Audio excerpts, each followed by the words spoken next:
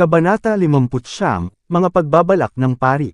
Ang kabanatang ito ay batay sa Juan Kapitulo 11 versikulo 47 hanggang 54. Ang Bethania ay napakalapit sa Jerusalem anupat ang balita ng pagkabuhay na mag-uli kay Lazaro ay dinagtagal ay nadala sa lungsod. Sa pamamagitan ng mga especially iyan na nakasaksi ng himala, ang mga pinunong Hudyo ay mabilis na nakakuha ng mga katotohanan. Isang pulong ng Sanhedrin ang kaagad na tinawag upang magpasya kung ano ang dapat gawin.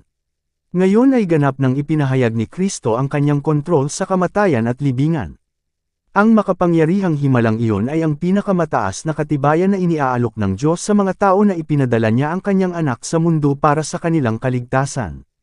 Ito ay isang pagpapakita ng banal na kapangyarihan na sapat upang kumbensihin ang bawat isip na nasa ilalim ng kontrol ng katwiran at naliwanagan na budi. Marami sa mga nakasaksi sa muling pagkabuhay ni Lazarus ay naakay upang maniwala kay Jesus. Ngunit ang puot ng mga pari laban sa kanya ay tumindi. Tinanggihan nila ang lahat ng hindi gaanong katibayan ng kanyang pagka-Diyos, at nagalit lamang sila sa bagong himalang ito. Ang mga patay ay ibinangon sa ganap na liwanag ng araw, at sa harap ng isang pulutong ng mga saksi.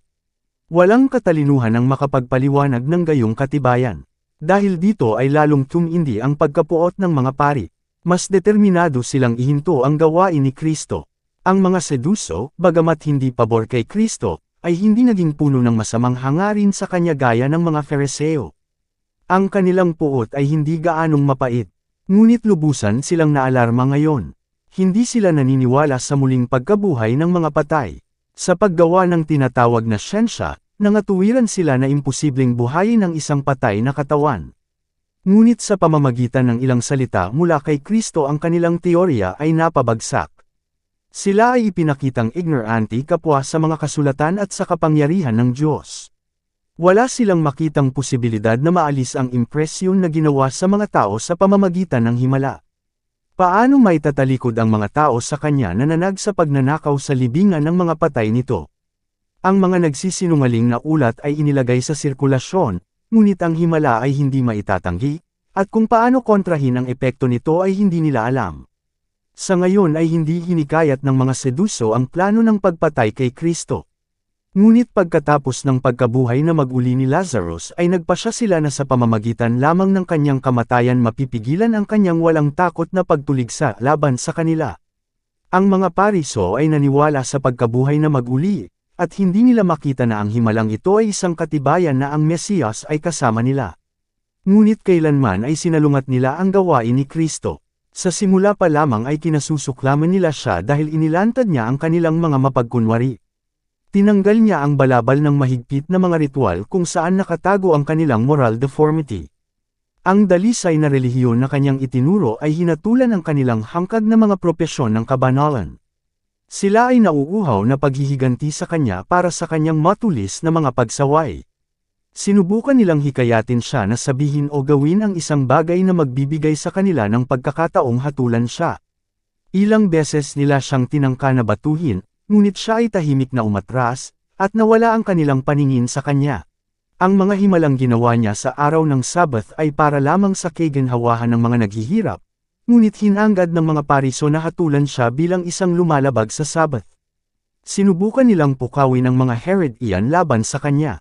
Kinakatawan nila na siya ay naghahangad na magtayo ng isang karibal na kaharian, at sumangguni sa kanila kung paano siya lipulin. Upang pukawin ang mga Romano laban sa kanya, kinakatawan nila siya bilang sinusubukang sirain ang kanilang awtoridad. Sinubukan nila ang lahat ng dahilan upang putulin siya mula sa pag-impluwensya sa mga tao. Ngunit sa ngayon ang kanilang mga pagtatangka ay nabigo. Alam ng maraming tao na nakasaksi ng kanyang mga gawa ng awa at nakarinig ng kanyang dalisay at banal na mga turo na hindi ito mga gawa at salita ng isang lumalabag sa Sabbath o lumalapastangan sa Diyos. Maging ang mga opisyal na ipinadala ng mga Pariso ay naimpluwensyahan ng kanyang mga salita na hindi nila siya madatong ng kamay. Sa kawalan ng pag-asa ang mga Hudyo ay sa wakas ay nagpasa ng isang kautusan na sinumang tao na magpahayag ng pananampalataya kay Jesus ay dapat palayasin sa sinagoga. Kaya, habang ang mga saserdote, ang mga pinuno, at ang mga matatanda ay nagtitipon para sa pagsasanggunian, ito ang kanilang tiyak na determinasyon na patahimikin siya na gumawa ng gayong kamangha-manghang mga gawa na ipinagtaka ng lahat ng tao. Ang mga Pariso at Seduso ay higit na halos nagkakaisa kaysa dati. Nahati hanggang ngayon, naging isa sila sa kanilang pagsalungat kay Kristo. Sina Nicodemo at Jose ay, sa mga dating konseho, ay humadlang sa paghatol kay Jesus, at sa kadahilanang ito ay hindi na sila ipinatawag ngayon. May mga naruroon sa konseho ng iba pang maimpluwensyang mga tao na naniwala kay Jesus, ngunit ang kanilang impluwensya ay hindi na naglaban sa mga mapagpahamak na Pariso. Ngunit ang mga miyembro ng konseho ay hindi lahat ay sumang-ayon. Ang Sanhedrin sa panahong ito ay hindi isang legal na kapulungan. Ito ay umiral lamang sa pamamagitan ng pagpaparaya. Ang ilan sa bilang nito ay nagdududa sa karunungan ng pagpatay kay Kristo. Nangamba sila na ito ay mag-uudyok ng isang pag-aalsa sa mga tao, na magiging dahilan upang ang mga Romano ay magpigil ng higit pang mga pabor mula sa pagkasaserdote, at upang kunin mula sa kanila ang kapangyarihang hawak pa rin nila. Ang mga Seduso ay nagkakaisa sa kanilang pagkapuot kay Kristo, gayunpaman sila ay may hilig na maging maingat sa kanilang mga galaw, sa takot na ang mga Romano ay aalisan sila ng kanilang mataas na katayuan. Sa konsehong ito, na nagtipon upang planuhin ang kamatayan ni Kristo, naruroon ang saksi na nakarinig ng mapagmataas na mga salita ni Nabucodonosor, na nakasaksi sa idolatrosong kapistahan ni Belshazzar, na naruroon ang ipahayag ni Kristo sa Nazareth ang kanyang sarili na pinahiran. Hinahangaan ngayon ng saksing ito ang mga tagapamahala sa gawaing kanilang ginagawa. Ang mga pangyayari sa buhay ni Kristo ay bumangon sa kanilang harapan ng may katangi tanging ikinababahala sa kanila. Naalala nila ang tagpo sa templo, nang si Jesus, na nooy anak na 12, ay tumayo sa harap ng mga matatalinong doktor ng batas, na nagtatanong sa kanila ng mga tanong na kanilang ikinagulat. Ang ginawang milagro ay nagpatutuo na si Jesus ay walang iba kundi ang anak ng Diyos. Sa kanilang tunay na kahalagahan, ang lumang tipan na kasulatan tungkol kay Kristo ay sumikat sa kanilang isipan. Naguguluhan at naguguluhan, ang mga pinuno ay nagtanong, ano ang gagawin natin? Nagkaroon ng dibisyon sa konseho. Sa ilalim ng impresyon ng banal na espiritu, hindi maalis ng mga pari at mga pinuno ang kumbiksyon na sila ay nakikipaglaban sa Diyos. Habang ang konseho ay nasa kasukdulan ng kaguluhan, si Caiaphas na mataas na saserdote ay bumangon. Si Caiaphas ay isang mapagmataas at malupit na tao, mapagmataas at hindi mapagparaya. Kabilang sa kanyang mga koneksyon sa pamilya ay mga Seduso, mapagmataas, matapang, walang ingat, puno ng ambisyon at kalupitan, na kanilang itinago sa ilalim ng isang balabal ng nagpapanggap na katwiran. Pinag-aralan ni Caiaphas ang mga propesya, at bagamat hindi alam ang tunay na kahulugan ng mga ito, nagsalita siya ng may dakilang kapamahalaan at katiyakan, kayo'y walang nalalamang anuman, o iniisip man na nararapat sa atin, na ang isang tao ay mamatay dahil sa bayan, at ang hindi mamamatay ang buong bansa. Kahit na si Jesus ay inosente, hinimok ng mataas na saserdote, siya ay dapat na alisin sa daan. Siya ay nababagabag, dinala ang mga tao sa kanyang sarili, at binabawasan ang awtoridad ng mga pinuno. Siya ay isa lamang, mas mabuti na siya ay mamatay kaysa hamina ang awtoridad ng mga pinuno. Kung mawawala ng tiwala ang mga tao sa kanilang mga pinuno, mawawasak ang pambansang kapangyarihan. Hinimok ni Caiaphas na pagkatapos ng himalang ito ay malamang na maghimagsik ang mga tagasunod ni Jesus.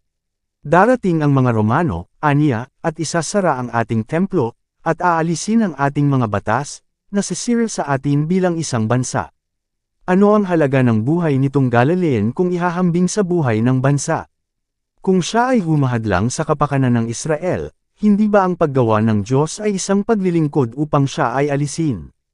Mas mabuti pang isang tao ang mapahamak kaysa ang buong bansa ay masira. Sa pagpapahayag na ang isang tao ay dapat mamatay para sa bansa, ipinahiwatig ni Caiaphas na mayroon siyang ilang kaalaman sa mga hula, bagaman ito ay napakalimitado. Ngunit si Juan, sa kanyang salaysay ng tagpong ito, ay kinuha ang propesya, at ipinakita ang malawak at malalim na kahalagahan nito. Sinabi niya, at hindi lamang para sa bansang iyon, kundi upang tipunin din niya sa isa ang mga anak ng Diyos na nakakalat. Gaano kabulag na kinilala ng palalong si Caiaphas ang misyon ng tagapagligtas. Sa mga labi ni Caiaphas ang pinakamahalagang katotohanan ito ay naging kasinungalingan. Ang patakarang kanyang itinaguyod ay batay sa isang prinsipyong hiram sa pagano. Sa gitna ng mga pagano, ang malabong kamalayan na ang isa ay mamamatay para sa sangkatauhan ay humantong sa pag-aalay ng mga sakripisyo ng tao. Kaya't iminungkahi ni Caiaphas sa pamamagitan ng sakripisyo ni Jesus na iligtas ang nagkasalang bansa, hindi mula sa pagsuway, kundi sa pagsalansang, upang sila ay magpatuloy sa kasalanan. At sa pamamagitan ng kanyang pangangatwiran ay naisip niyang patahimikin ang mga pagtutol ng mga maaaring maglakas loob na magsabi na wala pang nasumpungan kay Jesus na karapat-dapat sa kamatayan. Sa konsehong ito ang mga kaaway ni Kristo ay malalim na hinatulan. Pinakintol ng banal na espiritu ang kanilang isipan. Ngunit sinikap ni Satanas na kontrolin sila. Hinimok niya sa kanilang pansin ang mga hinaing na kanilang dinanas dahil kay Kristo. Napakaliit na pinarangalan niya ang kanilang katwiran. Nagharap siya ng isang katwirang higit na dakila, na dapat taglayin ng lahat ng magiging mga anak ng Diyos. Hindi pinansin ang kanilang anyo at mga seremonya, hinikayat niya ang mga makasalanan na direktang pumunta sa Diyos bilang isang maawang ama, at ipaalam ang kanilang mga gusto. Kaya, sa kanilang palagay, isinantibi niya ang pagkasaserdote. Tumanggi siyang kilalanin ang teolohiya ng mga rabbinical na paaralan. Inilantad niya ang mga masasamang gawain ng mga pari, at hindi na mapawi ang kanilang impluensya. Napinsala niya ang epekto ng kanilang mga kasabihan at tradisyon, na nagpahayag na kahit na mahigpit nilang ipinatupad ang batas ng ritual, ginawa nilang walang bisa ang batas ng Diyos. Ang lahat ng ito ay dinala ngayon ni Satanas sa kanilang isipan. Sinabi sa kanila ni Satanas na upang mapanatili ang kanilang awtoridad, dapat nilang ipapatay si Jesus. Ang payong ito ay kanilang sinunod. Ang katotohanan na maaaring mawala sa kanila ang kapangyarihang ginamit nila noon, ay, sa palagay nila, sapat na dahilan para gumawa ng ilang desisyon. Maliban sa iilan na hindi nang ahas na sabihin ang kanilang isipan, tinanggap ng Sanhedrin ang mga salita ni Caiaphas bilang mga salita ng Diyos. Dumating ang ginhawa sa konseho, tumigil ang alitan. Nagpasya silang patayin si Kristo sa unang magandang pagkakataon. Sa pagtanggi sa patunay ng pagka-Diyos ni Jesus, ang mga saserdote at mga pinunong ito ay ikinulong ang kanilang mga sarili sa hindi maarak na kadiliman. Sila ay napasailalim ng buo sa kapangyarihan ni Satanas, upang madawiin niya sa bingit ng walang hanggang kapahamakan. Gayunman ang kanilang panlilinlang na sila ay lubos na nasisiyahan sa kanilang sarili. Itinuring nila ang kanilang sarili bilang mga makabayan, na naghahanap ng kaligtasan ng bansa. Ang Sanhedrin, gayunpaman, ay natakot na gumawa ng padalos-dalos na hakbang laban kay Jesus. Baka ang mga tao ay magalit, at ang karahasan na nagninilay-nilay sa kanya ay mahulog sa kanilang sarili. Dahil dito, naantala ang konseho upang may siguro ang hatol na kanilang binigkas. Naunawaan ng tagapagligtas ang pagkana ng mga pari. Alam niya na nais nilang alisin siya, at ang kanilang layunin ay malapit ng matupad. Ngunit hindi niya lugar para madawiin ang krisis, at umalis siya sa rehiyong iyon, kasama niya ang mga disipulo. Kaya sa pamamagitan ng kanyang sariling halimbawa ay muling ipinatupad ni Jesus ang tagubaylang ibinigay niya sa mga disipulo, kapag kayo'y pinag-uusig nila sa bayang ito, tumakas kayo sa iba. Mateo Kapitulo 10 versikulo 23. May malawak na larangan kung saan dapat gumawa para sa kaligtasan ng mga kaluluwa, at maliban kung kailangan ng katapatan sa kanya, hindi dapat ipahamak ng mga lingkod ng Panginoon ang kanilang buhay. Si Jesus ay nagbigay na ngayon ng 3 taon ng pampublikong paggawa sa mundo. Ang kanyang halimbawa ng pagtanggi sa sarili at walang interes na kabutihan ay nasa harapan nila. Ang kanyang buhay ng kadalisayan, ng pagdurusa at debosyon, ay kilala sa lahat. Ngunit ang maikling yugtong ito ng 3 taon ay kasing haba ng kayang tiisin ng mundo ang presensya ng manunubos nito. Ang kanyang buhay ay isang pag-uusig at insulto. Pinalayas mula sa Bethlehem ng isang mapanibughuang hari, tinanggihan ng kanyang sariling mga tao sa Nazareth, hinatulan ng kamatayan ng walang dahilan sa Jerusalem, si Jesus, kasama ang kanyang iilang tapat na mga tagasunod, ay nakahanap ng pansamantalang asylum sa isang kakaibang lungsod. Siya na kailanman naantig ng kapigatian ng tao, na nagpagaling ng may sakit, nagpanumbalik ng paningin sa bulag, pandinig ng bingi, at pagsasalita sa pipi, na nagpapakain sa nagugutom at umaliw sa nagdadalamati, ay itinaboy mula sa mga taong pinaghirapan niyang iligtas. Siya na lumakad sa mga umaalon na alon, at sa pamamagitan ng isang salita ay pinatahimik ang kanilang galit na Etengal, na nagpauayos ng mga demonyo na sa pag-alis ay kinilala siya bilang anak ng Diyos, na pumutok sa pagkakatulog ng mga patay, na nagpabigla sa libu-libo sa kanyang mga salita ng karunungan, ay hindi maabot ang puso ng mga nabulag ng pagtatangi at puot, at matigas ang ulo na tinanggihan ang liwanag. Dito nagtatapos ang Kabanata 59. Para updated ka sa susunod na kabanata, ay huwag kalimutang mag-subscribe, mag-follow at mag-share sa ating channel Renilab TV. Maraming salamat po.